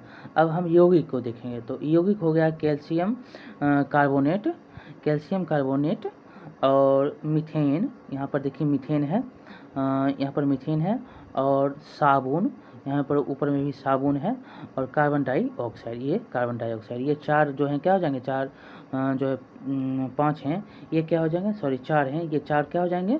तो कैल्शियम कार्बोनेट, मीथेन, साबुन और कार्बन डाइऑक्साइड, ये सारे के सारे यौगिक हो जाएंगे। मिश्रण कौन कौन है, चीनी का घोल, चीनी का घोल क्या है, मिश्रण है। और मिट्टी क्या है, मिश्रण है। वायु क्या है, मिश्रण है। वायु क्या है, मिश्रण। जो भी बचा है वो सब क्या है, मिश्रण। रक्त क्या है, मिश्रण है। कोयला क्या है, मिश्रण है। कोयला क्या है, मिश्रण है। ये कोयला, ये सब तत्व यौगिक और मिश्रण को हमने देखा। अब देखिए इसमें परिवर्तन, कौन से परिवर्तन रासायनिक हैं। अब रासायनिक परिवर्तन आपको ढूंढने के लिए कहता है। देखिए रासायनिक बहुत ही सिंपल है। ऐसे खोजिए, पौधों में वृद्धि, पौधों में वृद्धि। देखिए पौधों में वृद्धि, लोहे में जंग लगना, लोहे में जंग लगना, खाना पकाना, खाना पकाना, भोजन का पाचन, भोजन का पाचन, और यहाँ पर मोमबत्ती का जलना। ये सारे के सारे 5 आपको देखें, ये क्या है, परिवर्तन किसके हैं, तो रासायनिक हैं। जल से बर्फ क्या है, जो है कौन है, तो भौतिक परिवर्तन है। और यहाँ पर आपको एक, यहाँ पर है लोहे के चूर्ण तथा बालों को मिलाना, क्या है, भौतिक परिवर्तन। इसको फिर से अलग कर सकते हैं। ये इस प्रकार ये चैप्टर जो है बहुत ही इम्पोर्टेंट था। यहाँ से बार बार क्वेश्चन जो है आपसे पूछा जाता है। ये याद रखेंगे, और आपको जो भी क्वेश्चन यहाँ से पूछे जा रहे हैं आप इसको बना लेंगे। जो बहुत ही इम्पोर्टेंट ये चैप्टर था। आपसे यहाँ से इतना क्वेश्चन पूछा जाता है, नाम नहीं लीजिए, बार बार यहाँ से क्वेश्चन पूछा जाता है। तो आपको ये कैसा चैप्टर लगा बताएंगे, लाइक करेंगे, शेयर करेंगे और सब्सक्राइब करना नहीं भूलेंगे। मिलते हैं अगले वीडियो में, तब तक के लिए बहुत बहुत धन्यवाद।